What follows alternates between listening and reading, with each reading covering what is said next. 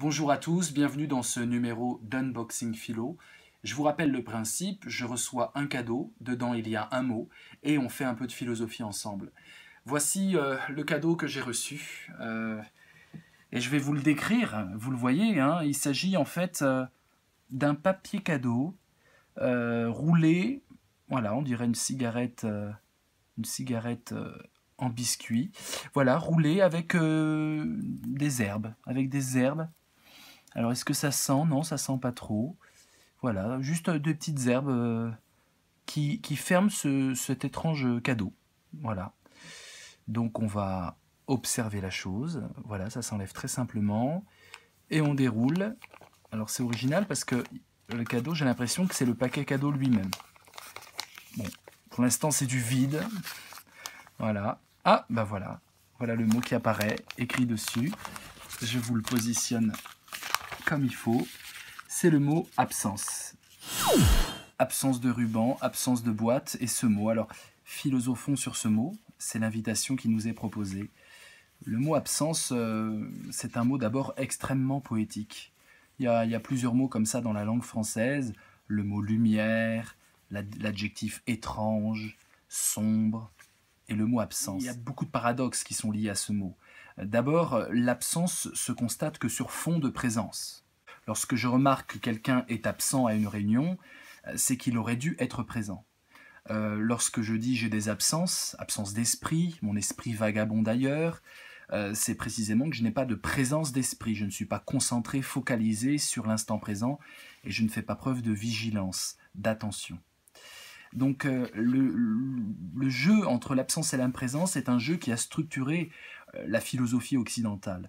Et Jacques Derrida, dans une approche, je dirais, d'analyse ou de déconstruction de la métaphysique occidentale, montrait bien que la métaphysique occidentale s'est construite sur la notion de présence et a dénigré la notion d'absence. Si on remonte au temps d'Aristote, même des présocratiques ou au temps d'Épicure, des stoïciens, c'est justement l'absence qui caractérise une chose que tout le monde veut, que tout le monde poursuit, en tout cas aujourd'hui, au XXIe siècle, à savoir le bonheur, à savoir le plaisir. Le bonheur, eh bien, ne doit pas être recherché pour tel par le sage. Le sage, ce qu'il doit viser, c'est plutôt l'absence de douleur, l'absence de troubles de l'âme, l'absence de troubles passionnels, ce qu'on appelle l'ataraxie, et puis l'absence de problèmes physiques, de douleurs physiques, qu'on appelle l'aponie.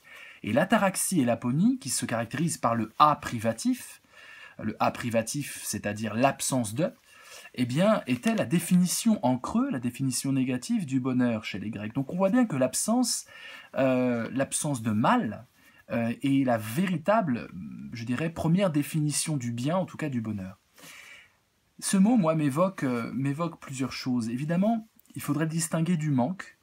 Le manque et l'absence, c'est pas du tout pareil. Dans l'idée de manque, il y a l'idée de désir.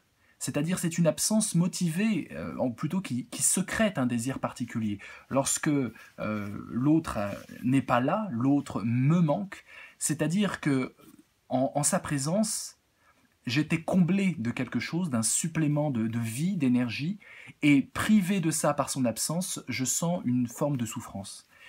Et ça fait partie d'une des définitions que j'aime à donner de l'amour.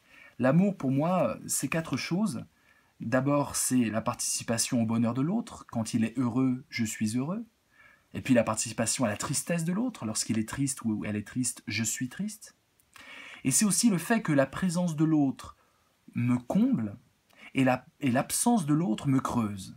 Et donc l'absence, pour moi, est consubstantielle à l'amour. Alors c'est le mot de Corneille, l'absence ne fait de mal que de ceux qu'on aime. Il dit ça dans La Veuve.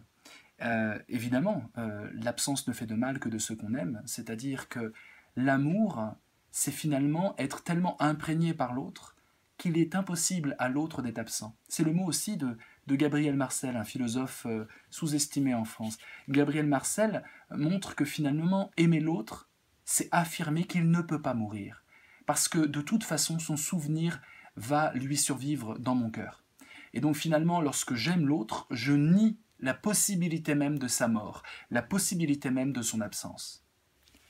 Alors, nous voyons dans ce mot intéressant, dans l'absence, une sorte de réverbération aussi conceptuelle, c'est le mot de solitude. La solitude, finalement, et je crois que c'est Kundera qui écrit ça dans l'Immortalité, il dit solitude, douce absence des regards. Eh bien, évidemment, la solitude, c'est ça. C'est-à-dire, dans la solitude, dans l'absence des autres, finalement, je peux véritablement être moi-même parce que je ne suis pas exposé à leur jugement. L'horizon est le mode de présence d'une absence. Et je trouve ça extrêmement, extrêmement intéressant. L'horizon, c'est voir l'absence. L'absence, normalement, ne se voit pas. L'absence s'esquisse toujours. Et l'horizon, comme mode de présence d'une absence, montre l'infinie poésie, finalement, de ce mot. Solitude, horizon, présence, amour, manque. Nous avons ici tout un cocktail poétique et, je dirais, presque romantique. On peut aussi voir du côté de Clément Rosset, dans ses impressions fugitives, il parle de l'ombre, il parle de l'écho, il parle du reflet. Et c'est très intéressant parce que l'ombre, l'écho, le reflet sont les marques de la réalité, les marques en creux de la réalité. Finalement, l'absence, c'est à la fois ce qui cause en nous de la douleur et de la nostalgie, un immense vague à l'âme, parce que le réel n'est plus là, et c'est un réel qui nous est cher, c'est un réel sur lequel on comptait, et le réel fait défaut, finalement la réalité se dérobe sous nos pas, sous nos sens, et à la fois c'est parce que le réel est capable de se dérober que le réel est porteur de magie, est porteur de féerie, et que on peut finalement s'émerveiller. Qu'est-ce que l'émerveillement si ce n'est être comblé par une présence qui aurait pu ne pas être, par une présence qui aurait dû normalement être absente. La beauté d'un coucher de soleil, la beauté d'un visage, la beauté d'une rencontre, la beauté de la nature, tout ça nous émerveille parce qu'on est comblé d'une présence qui aurait pu ne pas être, finalement une présence qui est aussi un présent, qui est aussi un cadeau que le monde nous adresse. Ben, je vous remercie, vous pouvez bien sûr laisser vos commentaires sur la vidéo, et puis je vous dis à bientôt pour l'Unboxing Philo numéro 4 pour un prochain cadeau. À bientôt.